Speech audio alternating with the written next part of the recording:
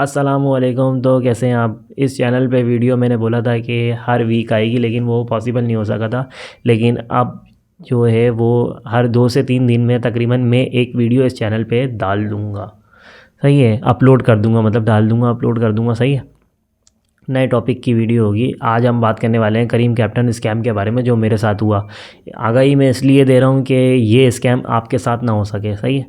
तो Careem captain का scam है। पहले जो सीन था, वो सीन कुछ ऐसा था कि शादी में हमें जाना था और हमारे पास एक अपनी गाड़ी है, हायरो बोलान। सही है। वो हमारी फुल हो चुकी थी, उसमें स्पेस नहीं था।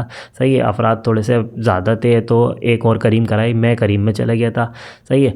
करीम में जाने के बाद करीम का जो ड्राइवर था, उसकी बातें कुछ ऐसी थी कि वो अपनी बातों में खुद ही फंस गया था। पहले उसने जाते हुए बोला ये कोई स्कैम नहीं था, लेकिन जो जाने वाला ड्राइवर था वो अच्छा ड्राइवर था, लेकिन उसकी बातें जो थी वो अपनी बातों में फंस चुका था। एंड में वो जो बातें घुमा रहा था, पहले बोल रहा था कि करीम का जब फेयर आ रहा है 500 रुपये, तो कैप्टन अपने मुंह से ज़्यादा क्यों मांग रहा है उस जगह के लिए जाने के लिए। मखसूस जगह होती है कोई कोई कराची की ऐसी, तो मैं कराची का रिहायशी हूँ, तो उस मखसूस जगह होती हैं जाने की। तो कैप्टन बोलता है 600 आ रहा है, लेकिन रात का टाइम है, मैं 700 लूँगा। तो कस्टमर बोलता है मुझे जाना तो है, 700 दे दो। ऐसा नहीं, वो बातें बोल रहा है, ये बातें नहीं करनी चाहिए। मतलब जो फेयर आ रहा है वही लो, मांग मांग क्यों रहे हो? तुम्हारे पास 18 लाख की गाड़ी है, तुम फिर भी इनसे 100 रुपये मांग रहे हो।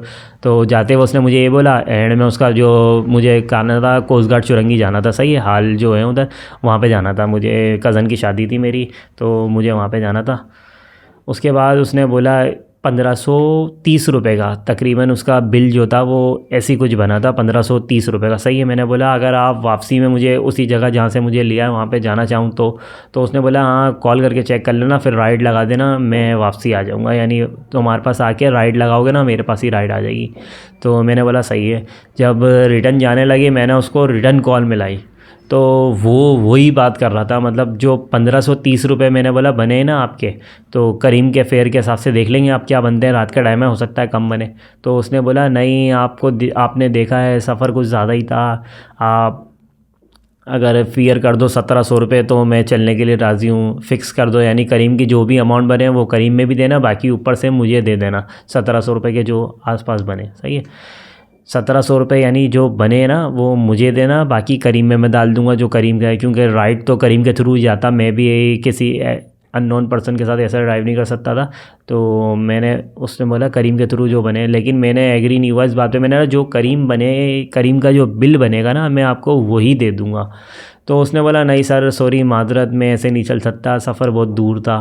तो उसकी मैंने बोला ये तो वही बात पहले जो बोल रहा था मुझे बिठा के, ड्राइवर को ऐसा नहीं करनी चाहिए, ये इसने वही बात कर रही है। अगर वो बंदा इस वीडियो को देख रहा है और सुन रहा है, तो इस वीडियो पे थोड़ा गौर करे और अपने अल्फाज देखे उसने क्या बोला था, और इन्हीं अल्फाज में वो फंस गया। अब सुनाता हूँ मैं असल कहानी, स्कैम वाली कहानी। एक तो हमारी हायरूफ हमने नई ली थी, तो उसके अंदर थोड़ा थोड़ा सा मसला चल रहा था। वो कभी स्टार्ट हो रही थी, कभी बंद हो रही थी, कभी उसका सेल्फ काम नहीं कर रहा था। यानी तो अभी असल में हाथ में वो सेट नहीं हुई थी पूरी तरह। तो वो जो है वो अब्बू मेरे ड्राइव कर रहे थे। सही है। मेरे को ध्यान जो था वो मेरा उस हायरूफ की तरफ था मेरी, जो बार बार वो मसला कर रही थी, कभी कुछ मसला कर रही थी। खैर, जब एंड में शादी हॉल पूरा खाली हो गया, तो मैंने करीम फिर मंगाई, और अब मेरी गाड़ी फिर भी मसला कर रही थी, लेकिन वो जैसे जैसे करके स्टार्ट हो गई थी हायरूफ। तो अल्लाह का शुक्र अदा कर, हायरूफ स्टार्ट हो गई। उसके बाद करीम भी मंगा ली थी मैंने अपनी। करीम में वो आया था निसान। निसान एक यंग एज का लड़का था, नहीं निसान गाड़ी लेकर आया था। निसान वो हाई जेट वगैरह की तरह होती है। अगर कोई भी इसके साथ करीम में आए तो देख ले भाई, ये स्कैमर है, स्कैम करता है लोगों के साथ। तो करीम को भी खैर मैंने इसकी कंप्लेन करी थी, लेकिन करीम ने भी कोई रिस्पांस नहीं दिया। मेरे पास इनकी पूरी हेल्पलाइन पे अगर ये कॉल मेरी रिकॉर्ड हुई है तो वो देख सकते हैं। अभी अगर करीम वाले भी कोई रिस्पांस दें मुझे, तो मैंने इनसे कंप्लेन वगैरह सब कुछ करी थी, लेकिन उनका कोई मेरे पे रिटर्न रिस्पांस ही नहीं आया। जबकि वो ये बोल रहे थे ऑन द स्पॉट आपने करीम ड्राइवर से पैसे लेने थे। अब मैं सुनाता हूँ असली स्कैम की कहानी। फिर वो राइड बुक हो गई थी मेरी। लड़का शुरू में तो मुझसे काफ़ी अटैच होना यानी होल मिलना चाह रहा था, माहौल के हिसाब से बातें बातें करना था, लेकिन मैं इतनी बातें नहीं कर रहा था, क्योंकि मेरा ध्यान जो था वो मेरी हायरूफ की तरफ ही था, कि कहीं मेरी हायरूफ बंद ना हो जाए, कहीं मेरी हायरूफ बंद ना हो जाए रास्ते में। तो ऐसा टाइम था कि नॉर्थ कराची हम लोग पहुँचे, कोस्ट गार्ड चौरंगी से नॉर्थ कराची में मैं रहता हूँ, सही है। यहाँ पे पहुँचे तो हमारा इलाके में तकरीबन 2-2:30 बज चुके थे रात के। तो यहाँ जब पूरी हमने गाड़ी खाली कर दी, घर वाले वगैरह सब चले गए, तो मुन्नी थी वो तकरीबन 6 साल की मुन्नी, तो वो मेरी गोद में ही थी, वो मेरी गोद में ही थी और वो सो गई थी। तो मैं बड़ा डिस्टर्ब था मोबाइल निकालने के हिसाब से, और जो मैंने मोबाइल लिया है वो भी काफ़ी महंगा मोबाइल है। और कराची की हालत तो आप सबको पता ही है कि कराची की हालत कैसे चल रहे हैं। यानी अगर इसमें रात के 2-2:30 बज रहे हैं, मोबाइल ले जाना आपका सड़कों पे सेफ़ ही नहीं है, सही है। तो ये कंडीशन थी पूरी मेरी, यानी मुझे भी ऐसा लग रहा था कि अंधेरे में हम दोनों खड़े हुए थे, ड्राइवर खड़ा हुआ था और मैं खड़ा हुआ था, और मुन्नी मेरी गोद में थी। तो मैंने उससे पूछा फेयर बता दो कितना हुआ। तो हाँ, इससे पहले एक बात बता दूं मैं, आपकी रास्ते में जब मेरी उससे बात हुई थी ना, तो उसने मुझसे पूछा था जब तुम आए थे तो कैसे आए थे, तो मैंने बोला मैं करीम से ही आया था। तो बोला उसने बिल कितना बना था शाहरुख भाई, तो मैंने बोला बिल तो मेरा बना था 1530 रुपये। तो उसने बोला अच्छा ट्रैफिक था रास्ते में। मैंने बोला ट्रैफिक तो हमें इतना कुछ ज़्यादा मिला नहीं, लेकिन नॉर्मली ट्रैफिक जो होता है वही था। तो उसने बोला सही है, अब वापसी एंड वाली कहानी पे चलते हैं, सही है। जहाँ हम लोग खड़े हुए थे रात के 2:30 बज रहे थे, घर वाले सब जा चुके थे, मैं ड्राइवर और मुन्नी मेरी गोद में थी, सही है। तो मैं बड़ा डिस्टर्ब था मोबाइल निकालने के हवाले से, क्योंकि मुन्नी मेरी गोद में थी, तो मैं बड़ा डिस्टर्ब था, मोबाइल निकाल नहीं सका। और कुछ हालत की वजह से भी मैंने मुनासिब नहीं समझा मोबाइल निकालना। तो मैंने बोला फेयर बता दो, तो उसने बताया कि 1560 रुपये आपके बने हैं, तो कुछ ख्याल कर देना। तो मैंने बोला 1600 काट लो। तो उसने बोला 1600 तो कम हो जाएंगे, कोई राइड ले भी नहीं रहा था, मैं राइड लेकर आया हूँ। तो मैंने बोला एक काम करो, तुम 1700 काट लो। तो उसने बोला सही है। मैंने 2000 रुपये उसको दिए। मैंने बोला चेंज, बोला पर्स उसने दिखाया मुझे अपना खोल के, तो पर्स बोला जैसे दिखाने लगा कि पर्स में मेरे पास खुले नहीं है। तो मैंने बोला एक काम करो ना, मेरे करीम के वॉलेट में डाल देना तुम। तो फ़ौरन मैं कोने पे खड़ा हुआ था गली के, तो मैं फ़ौरन गली की तरफ जाने लगा। मैंने बोला डाल देगा लड़का मैंने बोला साफ़ सुथरा अच्छे घराने का लग रहा है, बातों से भी पढ़ा लिखा लग रहा है, तो मैंने बोला डाल देगा, कोई ऐसी बात नहीं है। तो मैं चले गया घर की तरफ, और मैंने जब घर पे जाके रिलैक्स वगैरह हुआ तकरीबन आधे घंटे में, तो पता चला मेरे साथ हो गया स्कैम। एक तो उनने वॉलेट नहीं करे मेरे 300 रुपये, सही है, वो उसने वॉलेट ही नहीं करे, जबकि बोल दिया था उसने वॉलेट कर देता हूँ, वॉलेट ही नहीं करे।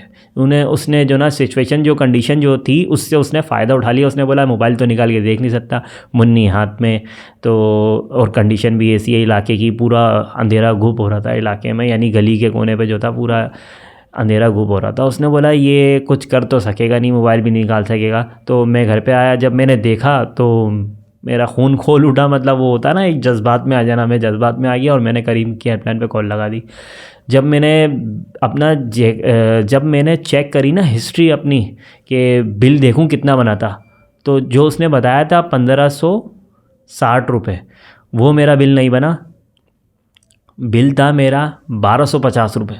एक और स्कैम, इसने 2 स्कैम कर दिए। एक तो बिल गलत बताया, ऊपर से मेरा ये जो वॉलेट करनी थी इसने वॉलेट भी नहीं करा। अच्छा, वॉलेट वाली रकम जो है वो एक बार मेरे पास पहले भी हुई थी स्कैम, लेकिन मैंने कंप्लेन करी थी पहले करीम में, जब करीम नया नया आया था, तो मेरे जो पैसे थे वो रिटर्न हो गए थे। लेकिन इस बार करीम ने कोई रिस्पॉन्स ही नहीं दिया।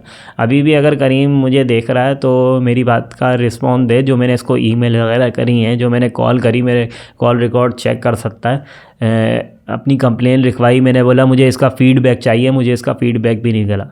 तो बहरहाल बात ये है कि आप लोग करीम कैप्टन से होशियार रहें, भले वो कोई सा भी कैप्टन हो, उससे होशियार रहें, क्योंकि ये जो वॉलेट वाली रकम होती है ये अक्सर स्कैम होता है लोगों के साथ, ये आती नहीं है, यानी रकम वो खा ही जाते हैं ड्राइवर। तो इस स्कैम का मेरा बताने का मकसद यही है कि कहीं ये स्कैम जो ना आपके साथ ना हो जाए, तो ये ख्याल रखिएगा। और महंगाई का जो बम है वो आज गिर चुका है, पेट्रोल फिर से ऊपर जा चुका है, सही है। 2023 जो है वो हमारा महंगाई का जो साल है वो टॉप रैंकिंग पे जाएगा, और महंगाई हर चीज़ होती जा रही है।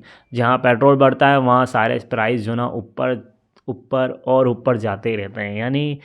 और मोबाइल की जो प्राइस हैं वो भी बहुत ज़्यादा इंक्रीज़ हो गई हैं। जो मैंने 9i लिया था 42,000 का, सही है, वो जाके अगर मैंने अभी ऐड देखा था वो इंटरनेट वेबसाइट, पाकिस्तानी वेबसाइट जो हैं, तो उस पर 65,000 का हो गया। इतना फ़र्क मेरे Realme 9i में आ गया। तो देख लें कंडीशन मुल्क की क्या हो रही है। तो हैप्पी न्यू ईयर तो हमने करा नहीं था, तो अभी हम महंगाई का ही लिए कर देते हैं। Happy new year, welcome to 2023।